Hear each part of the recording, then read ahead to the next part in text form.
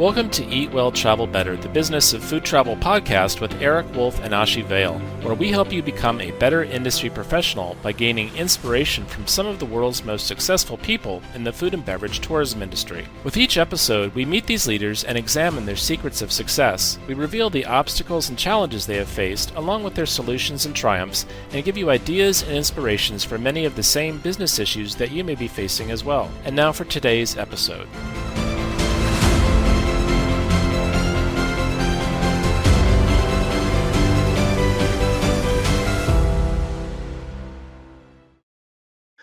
I'm Eric Wolf, and I'll be your host today for episode 9 of Eat Well, Travel Better, the Business of Food Travel podcast. And joining me today is co-host Ashi Vale. Today we'll be speaking with John Simon, based in Bristol, England. John is a serial entrepreneur and the founder of Pie Minister, a small group of restaurants and cafes in southern and western United Kingdom focused on serving the savory pie, which everyone in the UK and Commonwealth knows all too well.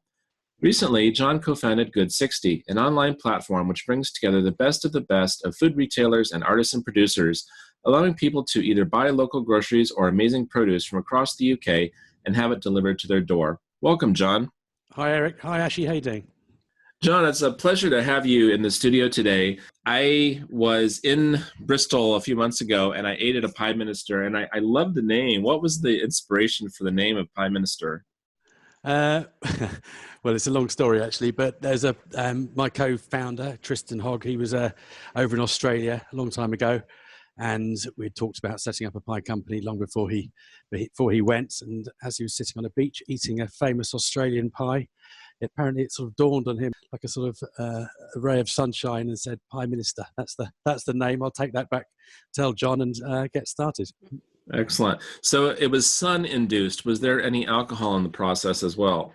I don't think there was, actually, strangely. Normally there would be, but I think on this occasion he was straight out of the sea at about 9 o'clock in the morning. So I hope not, anyway, at that time of day.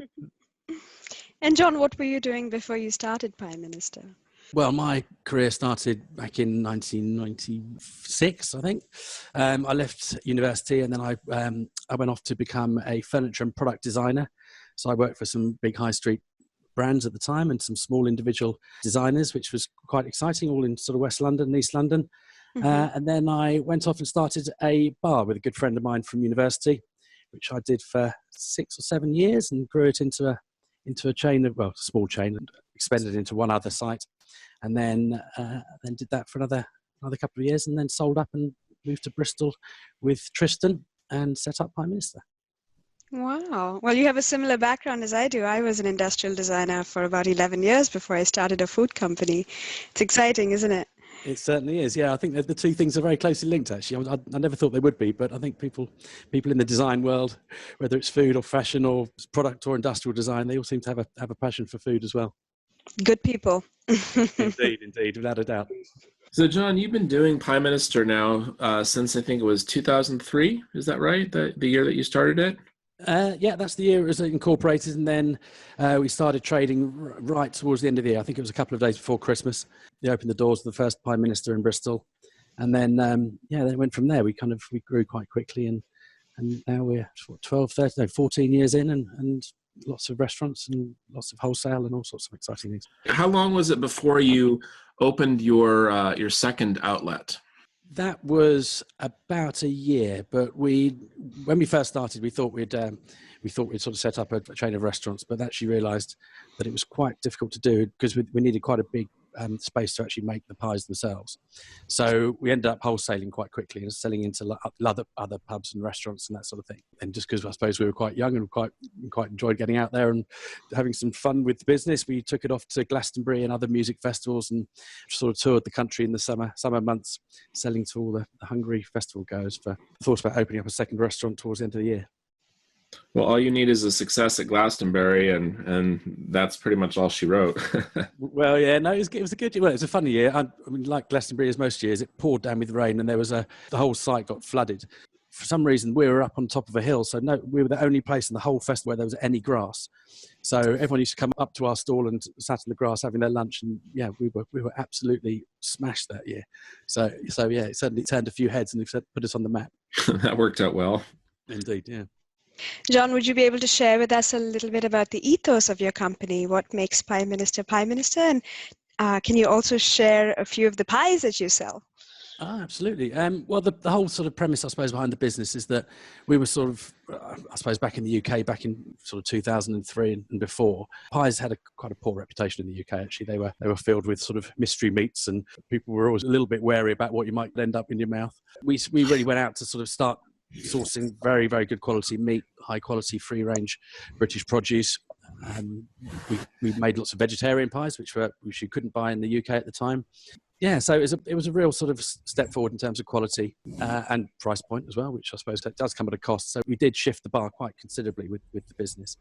And then in terms of the flavours, we've got all sorts of ones. We've got our Heidi pie, which is our first vegetarian pie, which is goat's cheese, sweet potato, red onion, and roasted garlic. We've got our Matador pie, which is British beefsteak, chorizo, olives, butter beans, and sherry. Well, there's all sorts of ones. There's a range of about 15 of them at the moment. So we've even got a vegan one and gluten-free now. So wow, covering all length. What's the next flavor? Well, we're investing quite heavily in vegan, actually. It seems to be a trend which isn't going away, and we've done one and it's been such a success. We're looking to do a few more. The younger generation are certainly enjoying the vegan produce and actually doing something that's equally as exciting as a lot of the meat flavours without having to compromise on taste. Quite an exciting thing to be doing, and I think we've cracked it with one. So moving on from that, more to come, I think. Well, the research supports what you're saying. Gen Z and millennials are increasingly purchasing meat-free options, also referred to as plant-based in many cases. So well done on that. Yeah, no, it's an interesting trend. And I think I think when it was 3 or 4 years ago, it was so niche and sort of almost a dirty word in the food industry. If you mentioned vegan, it was kind of, chefs would throw knives at you. But now it's, I think people are really sort of switching onto it. Definitely an interesting movement, which for all the right reasons as well, not just about animal welfare for a start, but also, saving the planet with beef production, that sort of thing. What are your thoughts on the alternative meats, the vegetarian alternative meats? Do you use those or do you just use vegetables and other non-alternatives? At the moment, we're just using vegetables, but weirdly, they do taste quite meat-like the way we sort of put them together. I'm a big fan of some of the meat alternative things like corn. I think it's very good. We're looking at doing a sort of a chili one with made out of corn mince. Huh. Which is quite exciting. Yeah, some of the cheeses are a bit peculiar, but we're getting there. We're starting to find some interesting suppliers, and as the trend develops, obviously more producers are producing more interesting things. So the pool of things which we can pick from is becoming more broad. Very cool. And tell us a little bit about Good 60, John. Well, Good 60 was set up by myself and another good friend that was about 2 years ago, I suppose. So we spent quite a lot of time doing the research and building a platform. But it's fundamentally, really, it's an online platform that brings together all the best independent food producers and local retailers in one place. Gives them an online forum, if you like, where they hero themselves. So it's very much an individual shop within a shop. They have a presence on there. They have a sort of introduction to themselves and the shops and the retailers that are actually selling on the site. Yeah, consumers can go on there. They can shop from a variety of shops in their local area and get their local groceries delivered to their door via an electric cargo bike.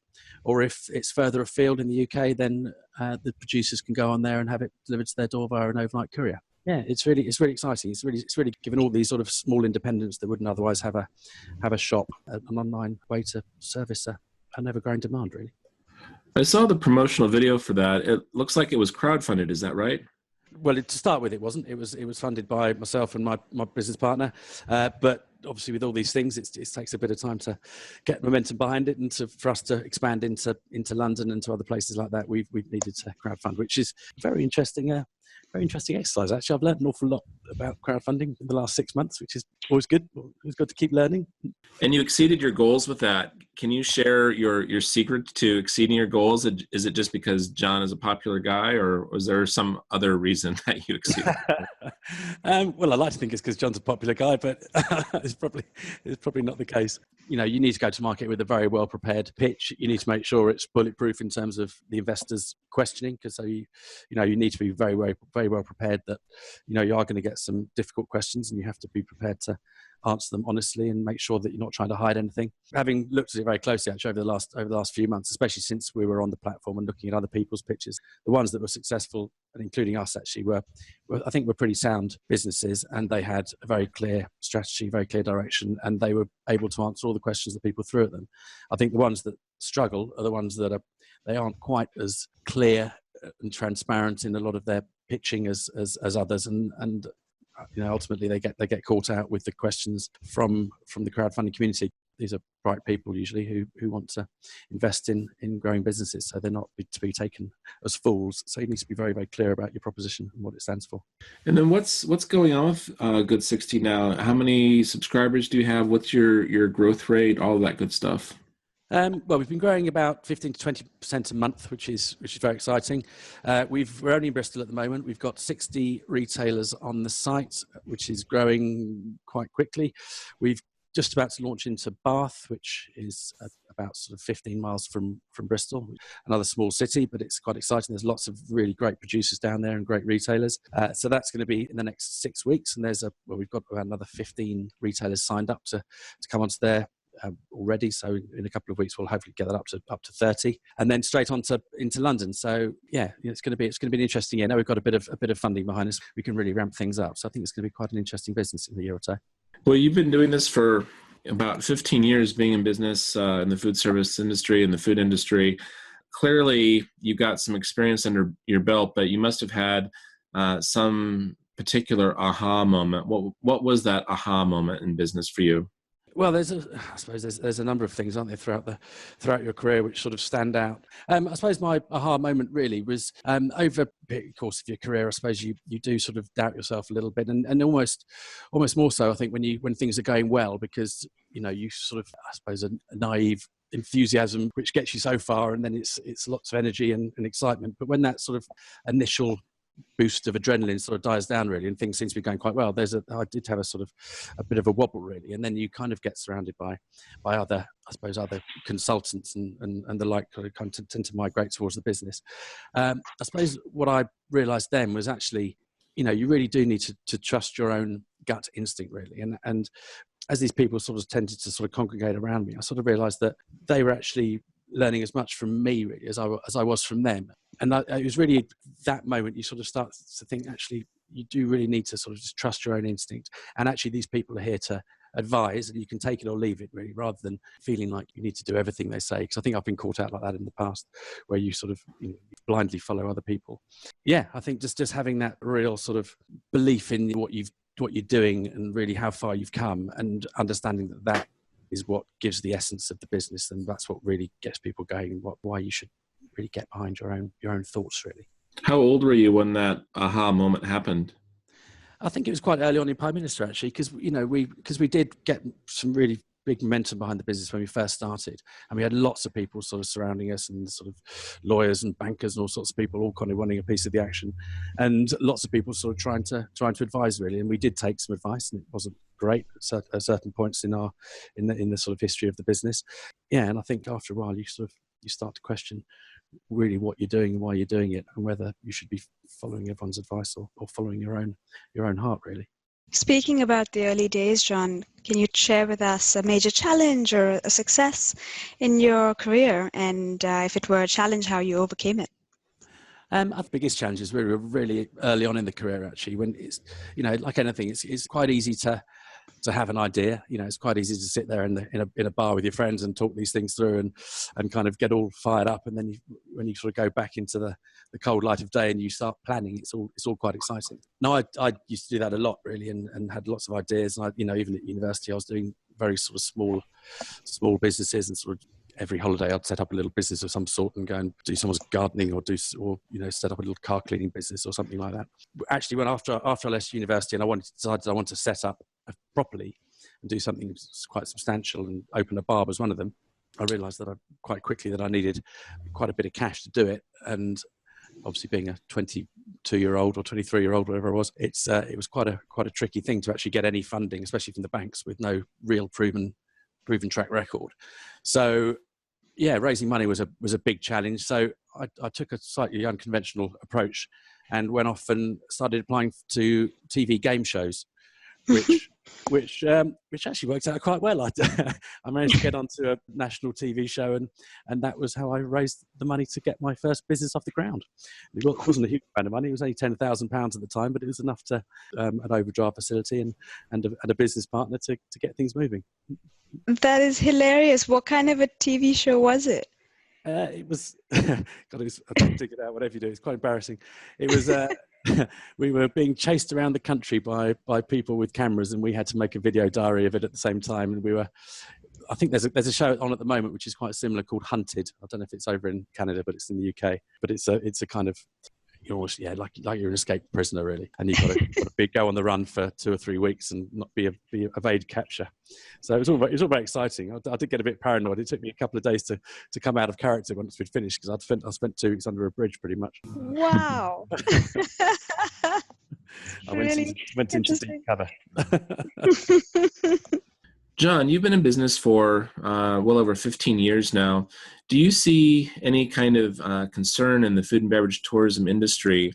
And if you do, what kind of solutions would you have for those concerns for our industry? Well, I suppose it's a tricky one, really. I think for me, there's a sort of risk of the whole sort of world becoming homogenized, really, and everyone's foods becoming too similar. I think I do see the food and fashion world in quite a similar way. When I sort of grew up in South London, and we were heading off into London to find the latest, sort of dig out the latest sort of unknown designers and clothes shops and things. I see the same in fashion now, that you can go on the internet and you can buy anything anywhere in the world and get it sent to you within a couple of days. I think food's got the risk of being the same. I think because people are traveling all over the globe more so than ever, that ideas are getting taken back to their home countries, and there's kind of reiterations of that sort of appearing on the high street. I mean, if you go into London now, there's thousands of different types of food from all over the world, and I'm sure it's the same in the States and Canada as well. It's the risk of sort of losing that. And I think the solution, if I could sort of try and second guess it, would actually be to just create as much of an experience as you can within those environments. That's really going to be the thing that sets you aside now, more than the food itself, because the food, people recreate the food everywhere in the world now. A follow-up to creating an experience, John, how do you go about doing that? And can you share some examples? I suppose it sort of goes beyond food. It's happening a lot now in the UK that there's two sides to it.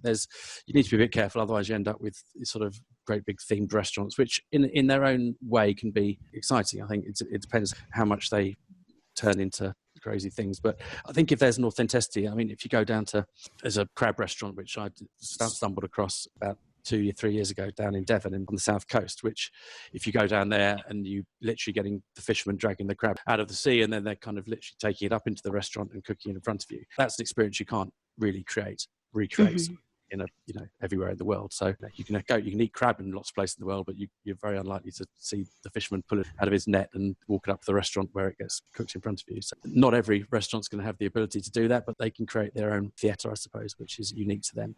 How long it stays unique to them until somebody else copies it is another question. But if you can do that, you're doing something different. Always what people are trying to hunt out. I completely agree with you. I was recently in Maui at a restaurant called Mama's Fish House, and on the menu they would have different catch of the day, but they included the name of the fisherman who caught the fish that morning and brought it in, which was really neat to feel like you had a connection to the people sourcing your food. No, that's absolutely right. And there's it's a big thing in the UK at the moment, especially if you go to a Michelin star restaurant in country somewhere, is that they'll be sure to have things that are literally pulled off the fields around the unit. If they don't grow them themselves, there's obviously gardens out the back where they'll be growing their own produce as well. That's the thing, isn't it? If it's unique and you can name the fisherman and the farmer and the guy who chopped it up for you, then all the better. Mm-hmm.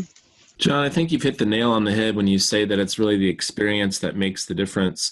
We say in food tourism that you should be serving a memory and not a meal. And I think all too often food service professionals are happy just to put some food in front of you and call it good. But, we can be fed anywhere.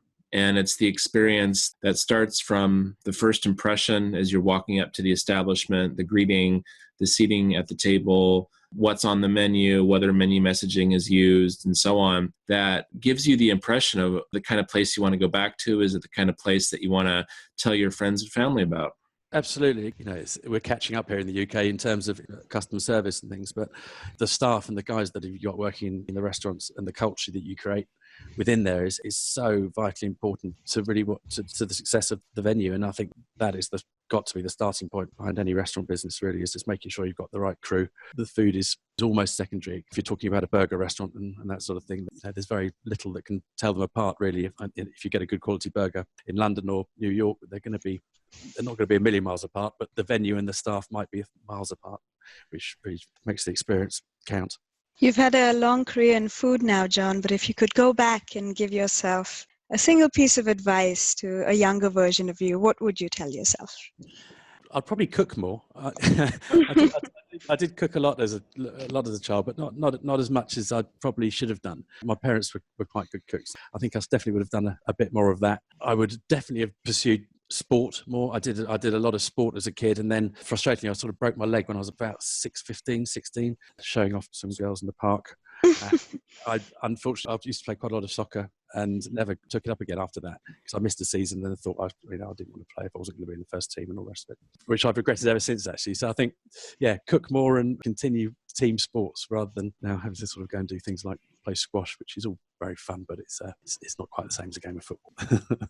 John, what legacy do you hope to leave behind when you're ready to call it quits and sell or give the business to a family member, whatever you choose to do?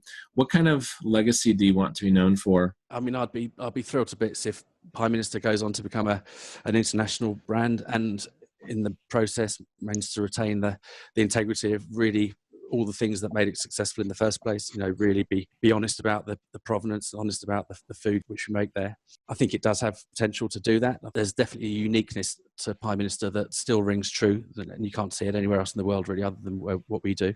With Good 60 as well, I think there's all the reasons for it existing are the right ones. It's giving some power back to these independent retailers, so we don't end up with a high street that looks the same anywhere you go in the world. You've got independent retailers and producers doing really amazing things. It's just giving them the ability to compete online, which is where most of people's shopping is going. If those two things can flourish with me or without me, if I move on to do something different, then that would be an amazing legacy that has got sort of ethical and green credentials, as well as some proper integrity into the brands. Sure. Well, let's hope that it gets to that point. That would be a fantastic story to tell about Bristol as well, where Prime Minister was born. Well, I hope so. We can be like Ben and Jerry's. They can come to the museum in Bristol one day.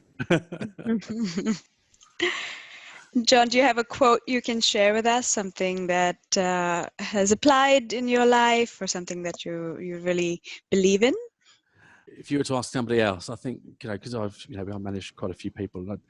I don't ask a lot of people, but I do ask that they really do the best they can, really. So if you apply that to yourself as well, and it works in two ways. One, it does inspire you to do the best you can. If things don't work out and you've given it your best shot, then actually you can't really worry too much. It's only work at the end of the day, or it's only an activity. So if you give it your best crack, then if you fail, it's not too bad. And if you go ahead and conquer the world, then you did it through hard work. And how do you inspire those around you? I'm sure you manage quite a ton of people, and how do you get them to give off their best? Well, I certainly make sure that the business is a lot of fun. People spend an awful lot of time at work and surrounded by their colleagues and things. The environment needs to be a nice place to work. We need to be fair and clear and transparent. We set quite hard targets, but we make it very clear about what people need to do. They know what their role is within the business. They have a clear chance of progression. We celebrate the good times as well. It's very easy to be in business and kind of constantly keep your head down and work. But if something happens and it's a success, then we make sure that we share that with everybody, and everybody sees the upside, and we all go out and have a bit of a party. So have fun and work hard. I think that's the adage. And try and lead by example as well. Just make sure that you feel the pain when they feel the pain. You're all prepared to get your hands dirty. You'll be the first one to help unload a van if need be, as well as give them direction and be sort of clear and fair at the same time. Well, when it comes to leading by example, sometimes things don't always go as planned. So clearly you must have experienced something that sets you off. What would be your number one pet peeve in business? I think it comes down to culture, really. I think we don't start sort of believing our own nonsense, actually, and just not turning into sort of lots of corporate jargon and lots of unnecessary meetings and lots of time wasting and red tape and bureaucracy. So I think clear, talking to people like they're human and not like you're quoting out of a sort of business manual. I think it's important. Understanding the human element of business, I think, is hugely important. I'm also a little skeptical of award ceremonies, for example.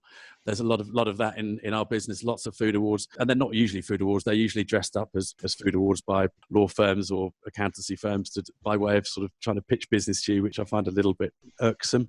So that's it really. Yeah, jargon and sort of, people pretending to conventional business approaches, I suppose.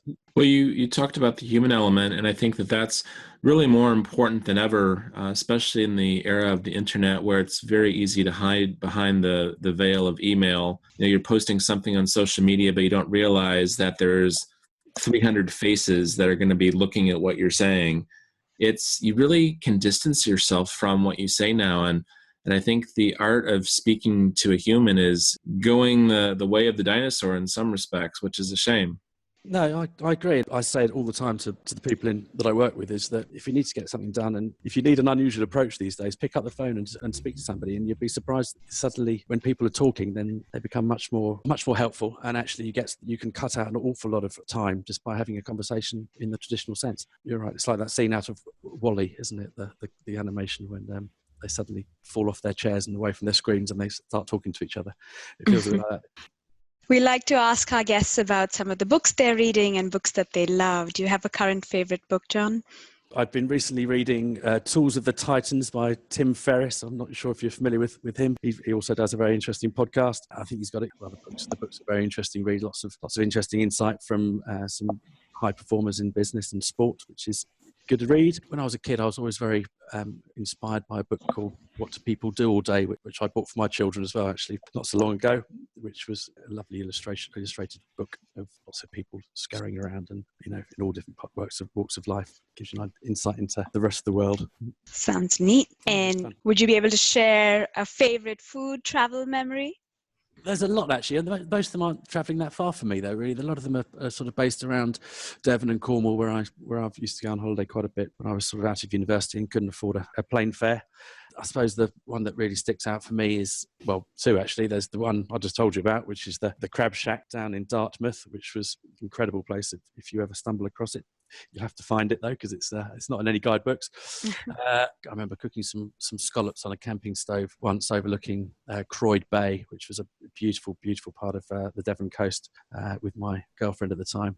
First time I realised that she was probably the one I wanted to marry, which was quite good call, actually, considering she's my business partner's sister. So there you go. It's a family affair. Well, that's a beautiful part of England for sure, the southwest corner there. Lots of good food stories, but I bet you're a good British person who loves to go home to your Sunday roast, aren't you? Yeah, I don't think there's many people in the UK that wouldn't agree. When the weather turns and you can go home and light the fire and get a chicken in the oven, yeah, it makes blustery British winters a little bit more bearable.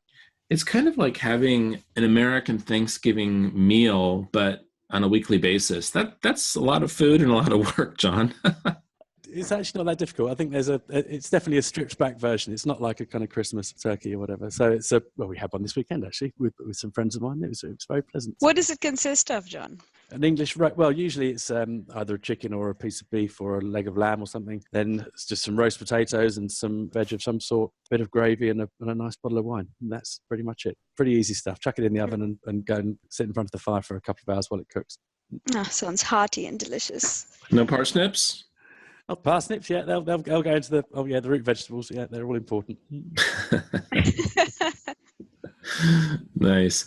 I was just looking up the Tool of Titans book by Tim Ferriss. I've read some of his other books, and it looks interesting. There's got to be a couple nuggets from that book that have made an impression upon you. Not really. There's so many. As I said, you kind of just flip through it. The book's sort of designed like that, really. That it's, I think there's a double-page spread on most people. And for me, actually, more than individuals, there's definitely a common theme, I think, throughout the book, which is these guys all have a regime and a routine of some sort, which looks after their sort of mind, body, and soul. So it's not all work. It's a bit of headspace or meditation or some sort of way to download and sort the mind out, and then and also a bit of exercise all seems to flow through, which I think I think we all tried to put into our lives, but the Titans seem to do it more than most, from what I can gather. Now, John, I know that Bristol is it's an independently oriented community. It's also community oriented, much more than other cities of its size or even larger. What advice would you give a young entrepreneur who had a great idea, but was maybe having a bit of a hard time, getting the right connections or finding the right money or just getting things off the ground? And he happened to be in your restaurant one day and you were there and you struck up a conversation. What advice would you give someone of that age group who you see has great potential, but doesn't seem to be getting all their ducks in a row? The first thing is just pick up the phone. Just start calling people, start asking people as many questions as you can. Be curious. Don't be frightened to ask people. I think most people will be incredibly surprised actually how forthcoming most entrepreneurs are, and especially people in the food industry. I think they're, because you can't copyright food in the same way that you might do with an iPhone or something similar like that actually people aren't that protective about things in the food industry. They're very keen to share and keen to collaborate. So I would say get in touch with people and they'd be very pleasantly surprised. That, and get their heads around Excel and a spreadsheet, because you do need to know your numbers. Otherwise, thin margined business, isn't it? At best of times, the food industry. So you need to understand your money. Definitely, and to make sure that when you lay out your business model that it's making money and not just a hobby, but you're actually doing an actual business venture. Yeah, no, I think so. And I think that's where I think you get some incredible sort of street food vendors and this sort of thing. And they need to be careful, because I think one thing that, you sort of see these people come and go and you sort of, oh God, what happened to that amazing place? And I think it's because they end up working incredibly long hours. They work very, very hard. And after the initial glow disappears, they're left working in a food stall on a cold January morning, and they lose a love for it. So unless you have enough of an income to expand slowly or evolve, then it does become quite a chore and you start to lose the love, I think, quite quickly. So I think that's an issue that I see in a lot of countries. Really, people have a great idea, they get started, but then they either lose their passion or maybe they don't have the sufficient business expertise to make a good go of it. And you'll see them shut down. That we've seen that with food carts here in Portland, small food manufacturers that have a really good product, but then they just kind of lose their momentum. And you wonder, what happened to that particular, chocolate product or whatever. And, it's a shame, because I think that a lot of these, probably some of the very products that you are featuring on Good 360, those people are walking a very fine line, and you either make a good go of it or you don't. I don't know. I don't think there's an easy solution or an easy prescription to give. I think that what you've shared today is part of it, but I don't know. It's a hard one to answer.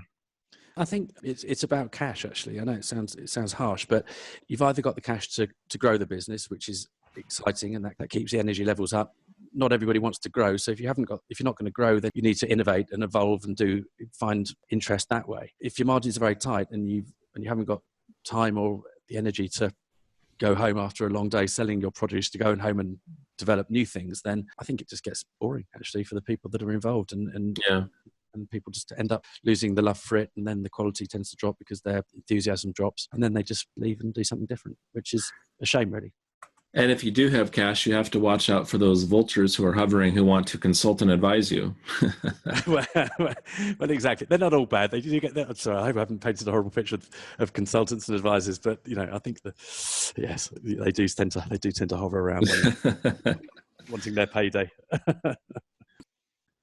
Well, John, thank you very much for taking the time to share your business expertise and knowledge with our listeners today. You've created a success with Prime Minister in the UK, and your Good 60 platform looks like it's well on its way to being another great success. So thank you for taking the time today, John. We appreciate it, as do others in our industry as well. Best of luck to you. It's a pleasure. Thank you very much.